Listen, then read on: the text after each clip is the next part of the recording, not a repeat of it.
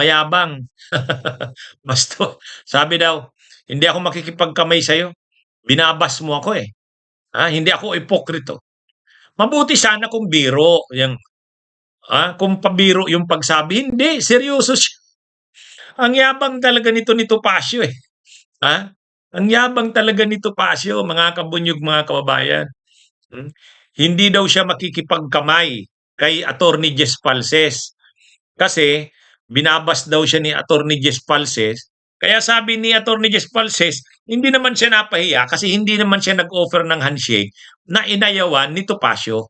Kumbaga siya, ano lang siya, natatawa, ah, na habang si Topacio ay parang bata na nagtatantrum, may tantrum, ano siya, relax lang siya. Wala nang maraming paligoy-ligoy pa. Diretso sa punto na. Maiksi lang ang komentaryo, pero diretso sa punto. Maraming kuro-kuro. May tiwali, may totoo. Dito, sa Puntong Diretso tayo. Punto Diretso. Ito mga kabunyog, mga kababayan, bastos talaga itong si Topacio. Sobrang bastos. Bakit natin nasabi? Ang tinutukoy ko, yung isang forum, may talakayan sa Billionaire News Channel. Doon kasi sa Billionaire News Channel, may programa doon si Attorney Jess Falses saka si Attorney Jimmy Bundok. Si Attorney Jess Falses, Pinklawan yon.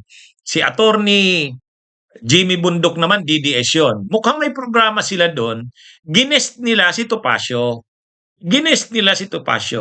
Ngayon, pagdating ni Topacio, siyempre, pinapakilala ni Jimmy Bundok si Attorney Jess Falses kay Topacio. Para bago magsimula yung talakayan yata, pinakilala.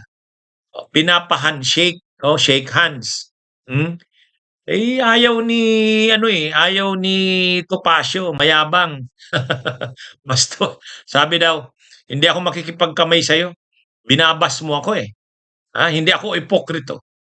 Mabuti sana kung biro, kung pabiro yung pagsabi. Hindi, seryoso siya. Ang yabang talaga ni Topacio eh. Ang yabang talaga ni Topacio, mga kabunyog, mga kababayan. Hindi daw siya makikipagkamay kay Attorney Jess Falses kasi binabas daw siya ni Attorney Jess Falses, kaya daw siya, hindi niya daw hindi daw siya magpapaka-plastic o magpapaka-pokrito. Sabi ni Topacio, kaya hindi daw siya nakipagkamay kay kay Attorney Jess Falses, mga kabunyog, mga kababayan.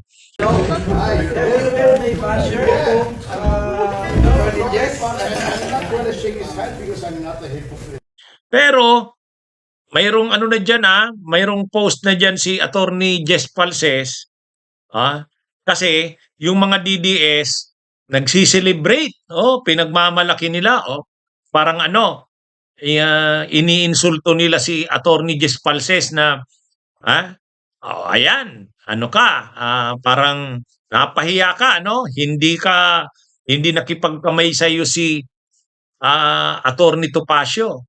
Kasi hindi ipokrito. Kumbaga, tuwang-tuwa yung mga DDS, siniselebrate nila yung ginawa ni Topacio, natutuwa sila na napahiyaan niya si Attorney Jess Falses. Parang ganun yung Pero sabi ni Attorney Jess Falses, DDS are celebrating Topacio because he rejected shaking my hands. Fake news. If you watch the video, I never extended my hands out for a handshake. I kept my hands clasped in front of me and just laughed when Topacio threw tantrum. Para kay Attorney Jess Falses, kasi may video daw niya noon, panoorin daw yung video. Para makita talaga kung napahiya ba si Attorney Jess Falces. Sabi ni Attorney Jess Falces, huwag kayong mag-celebrate na parang napahiya ako, ang tinutukoy niya mga DDS. Kasi ang totoo, hindi daw siya nag-alok ng handshakes. Ang masama, kung nag-alok siya ng handshake, inisnab ni Topacio. Hindi daw. Kumbaga siya, nakalagay yung yung kamay niya, naka-class para sa halap niya, nakaganyan. Ibig sabihin, kung mag-aalok si Topacio ng handshake, siya, civil naman siya, makikipag-handshake siya. Pero dahil ayaw ni Topacio, hindi rin naman siya nag-extend ng kanyang kamay para makipag-shake hands. Kaya sabi ni Attorney Jess Falces, hindi naman siya napahiya kasi hindi naman siya nag-offer ng handshake na inayawan ni Topacio.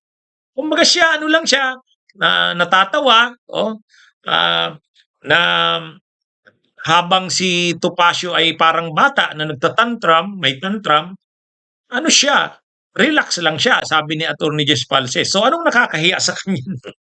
Parang wala namang nakakahiya sa kanya doon.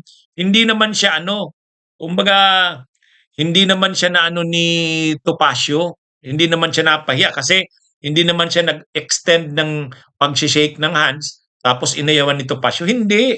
Saka natatawa lang daw naman siya. Hindi niya naman binasto si Topacio, pero mali namang sabihin parang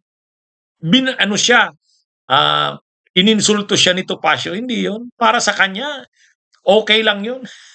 Hindi naman siya napahiya. Kaya yung sinasabing ng mga DDS na napahiya si Attorney Jess Falces, hindi. Sabi ni Attorney Jess Falces, hindi 'yon. Panoorin niyo yung video. Oo nga naman, napanood ko nga sa video. Hindi naman talaga gano'n na hindi naman gano'n. Natatawa nga talaga si Attorney Jess Falces at yung kamay niya nga talaga naka-clasp sa harap niya. At hindi rin talaga siya nag-extend ng pag-shake hands. Kaya hindi siya napahiya. Very civil siya, relax, cool. Si Topacio yung parang bata. Nagpakita ng kanyang tantrums. Yan yun. Yan yung mas nangyari doon. Oo nga naman. Bunyog, bunyog, halikan na kasama ka. Bunyog, kapag buklod ay may pag-asa. Luzon, Visayas, Mindanao, isa ang pananaw. Sa bagong Pilipinas ang bunyog isisigaw. Bunyog